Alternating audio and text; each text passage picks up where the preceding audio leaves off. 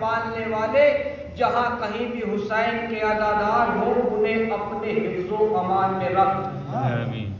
اور آج 25 محرم ہے، جگہ جگہ شہادت امام سجاد کے سلسلے سے مجلسیں منعقد ہو رہی ہیں، اور آپ حضرات بھی آج امام سجاد کی شہادت کے سلسلے سے یہاں جمع ہوئے، اور اسی مجلس میں نے جس سورے کی پاک و پاکیزہ آیت کو آپ کے سامنے تلاوت کرنے کا شرف حاصل کیا ہے، اس سورے کی عظمت کے لیے ہمارے امام جعفر صادق علیہ السلام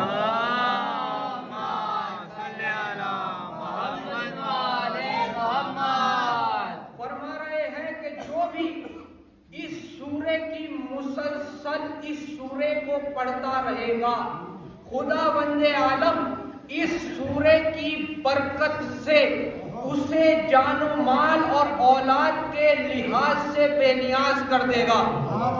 نہیں آپ پہنچے ہی نہیں بھائی، امام کی نظر میں جس سورے سے اولاد بھی مل جائے، جس سورے سے جان کی حفاظت بھی ہو جائے، اس سورے کو سورہ مریم کہتے ہیں۔ توجہ، اس سورے کو سورہ مریم کہتے ہیں۔ میں آپ کو بتاتا چلوں کہ یہ وہ سورہ ہے کہ جو ترتیب کے اعتبار سے قرآن مجید کا 19واں سورہ ہے، جو مکے میں نازل ہوا ہے، اور اس سورے میں 6 رکوع ہیں اور 98 آیات ہیں۔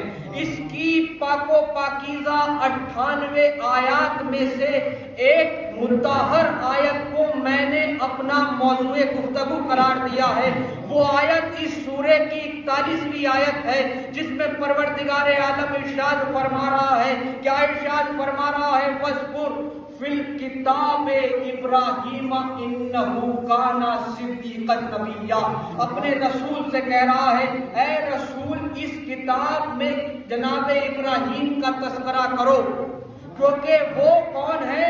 وہ ایک صدیق پیغمبر ہے، وہ ایک صدیق پیغمبر ہے، وہ ایک صدیق پیغمبر ہے۔ جناب ابراہیم کو صدیق کس نے کہا؟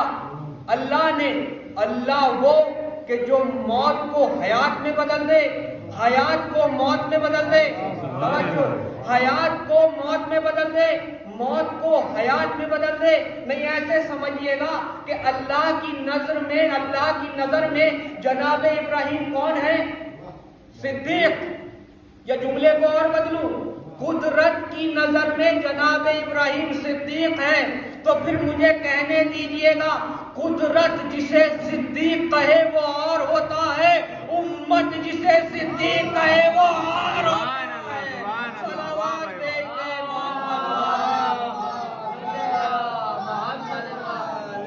محمد جسے صدیق کہے اور قدرت جسے صدیق کہے، اس ذات کا نام ہے جناب ابراہیم۔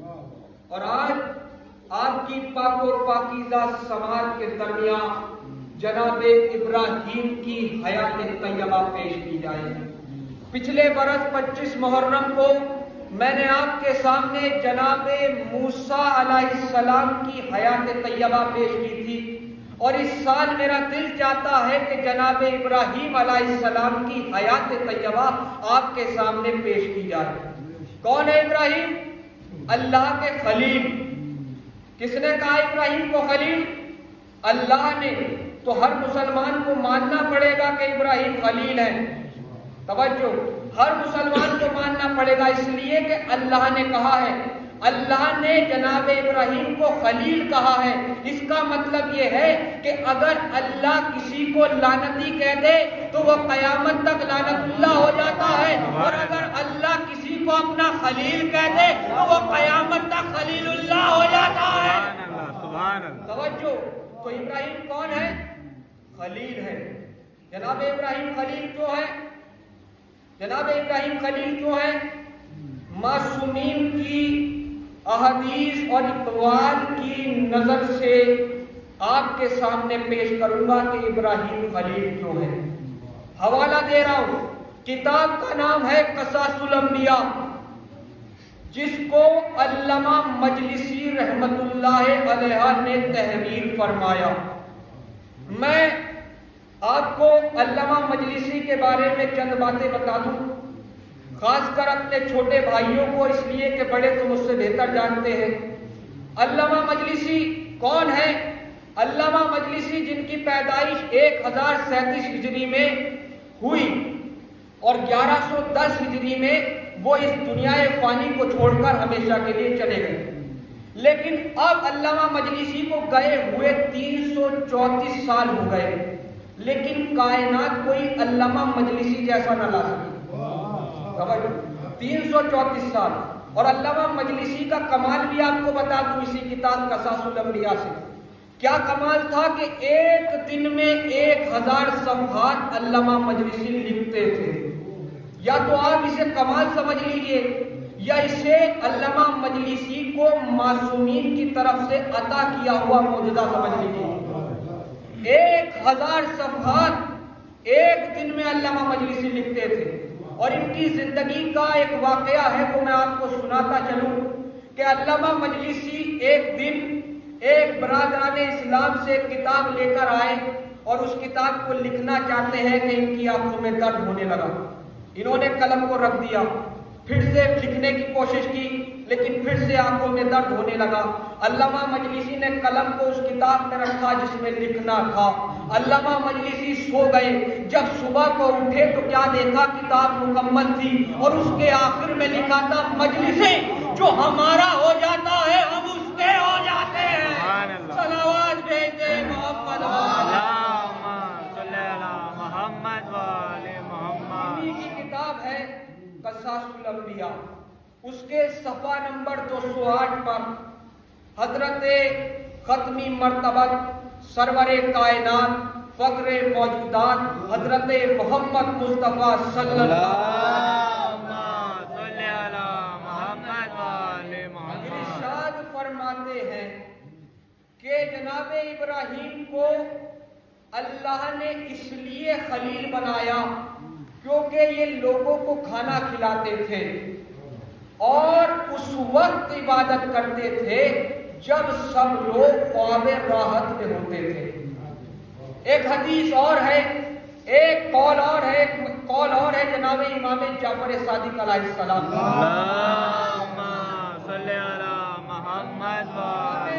جعفر صادق علیہ السلام سے منقول ہے کہ جناب ابراہیم چونکہ زمین پر بہت سجدے کیا کرتے تھے اس لیے پروردگار عالم نے ان کو اپنا خلیل بنایا۔ نبی امام علی نقی علیہ السلام، اللہم صلی علی محمد وآل محمد، وہ کہتے ہیں کہ جناب ابراہیم کو اللہ نے خلیل اس لیے بنایا کیونکہ ابراہیم محمد والے محمد پر صلوات دیتے تھے۔ اب یہ تو واضح ہو گیا معصومین کی روشنی میں، معصومین کے اقوال کی روشنی میں کہ جناب ابراہیم اللہ کے خلیل۔ اب سنیے گا حیات جناب ابراہیم، توجہ، جناب ابراہیم علیہ السلام کی ولادت کوسا میں ہوئی جو کوفے کے قریب ایک گاؤں تھا۔ کوسا میں جناب ابراہیم پیدا ہوئے۔ ان کی والدہ کا نام جناب تونا اور ان کے والد کا نام تاروک تھا، یعنی جائے ولادت کوسا اور والد کا نام تاروک اور والدہ کا نام تونا۔ اور ان کے زمانے میں ایک بادشاہ تھا جس کا نام نمرود تھا، اور یہ بھی جناب نوح علیہ السلام کی نسل سے تھا، اور جناب ابراہیم بھی جناب نوح علیہ السلام کی نسل سے تھے۔ جناب نوح کے 2 بیٹے تھے، ایک بیٹے کا نام حام اور ایک بیٹے کا نام سام۔ حام کے بیٹے کا نام کوش تھا اور کوش کے بیٹے کا نام سنجاریب تھا اور سنجاریب کے بیٹے کا نام کنان تھا اور کنان کے بیٹے کا نام نمرود تھا۔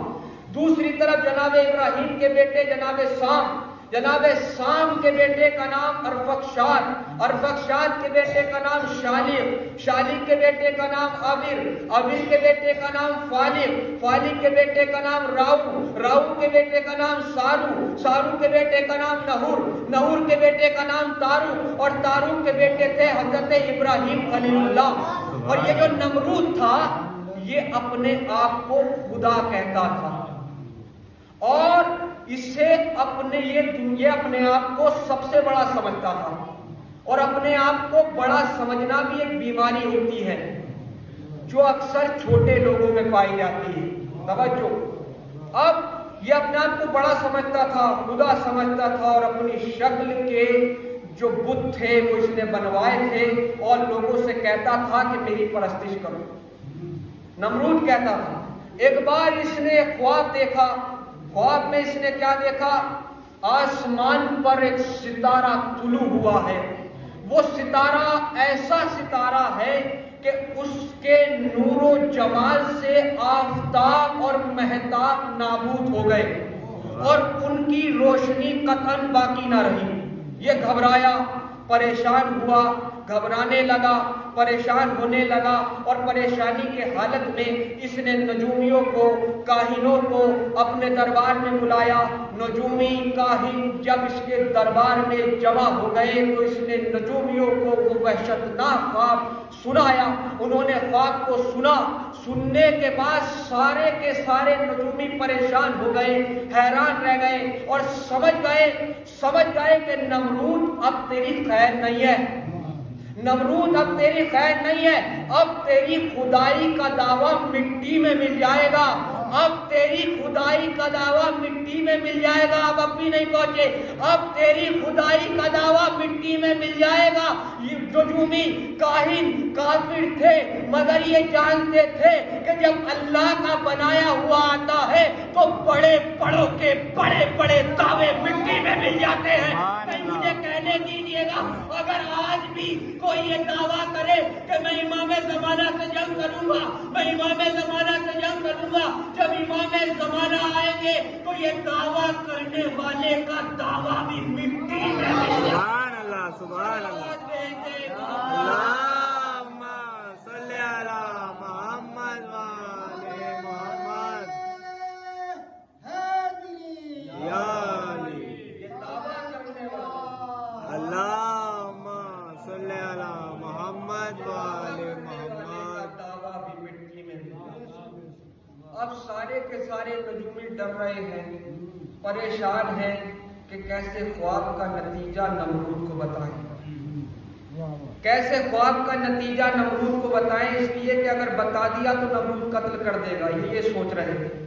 کیونکہ جو نمرود تھا وہ سخت جابر تھا اور ظالم تھا۔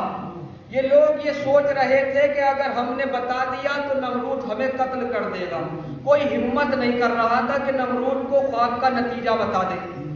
اب ایک خلید بن عاص جو ان نجومیوں کا سرتاج تھا وہ آگے بڑھا، اور بڑھنے کے بعد اس نے کہا، ولی النعمت آپ سے عرض یہ ہے، اور بڑے افسوس کے ساتھ آپ کو یہ بتانا پڑ رہا ہے کہ آپ کی مملکت میں ایک ایسا بچہ پیدا ہوگا کہ جو عظیم الشان ہوگا، عظیم السلطان ہوگا، اور اس کی پیدائش آپ کی سلطنت اور خدائی کو ختم کر دے گی۔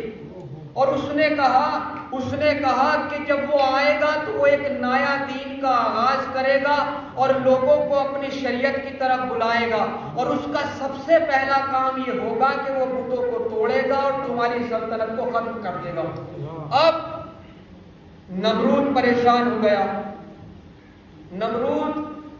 ہو گیا، اور خلید بن عاص نے کہا کہ مالک جلد سے جلد اس کے لیے تدابیر کریں، اس لیے کہ اگر تدابیر نہ کی گئی تو کچھ بنے سے نہ بنے گا اور آپ کی حکومت ختم ہو جائے گی۔ نمرود نے ان کے سامنے ایک مشورہ رکھا کہ اگر میں عورتوں سے مردوں کو دور کر دوں اور جتنی بھی حاملہ عورتیں ہیں میں ان کے حمل کو ساکت کر دوں تو کیسا رہے گا؟ ان سب نے کہا کہ یہ سب سے اچھی تدابیر ہے، آپ کو یہی کرنا چاہیے۔ اس نے ایسا ہی کیا، جتنی بھی حاملہ عورتیں تھیں سب کے حمل کو ساکت کر دیا، اور یہ جو خلید بن عاص تھا اس نے اس کو یہ خبر دی کہ وہ بچہ وہ نور صلب پدر سے رحم مادر میں آنے والا ہے، صلب پدر سے رحم مادر میں آنے والا ہے۔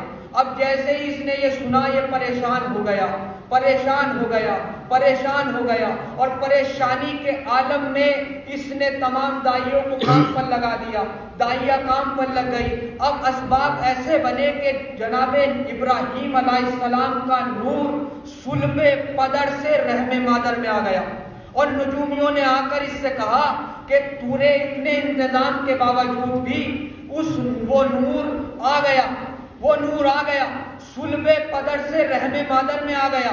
اب جیسے ہی اس نے صلوات بھیج دے محمد و آل محمد۔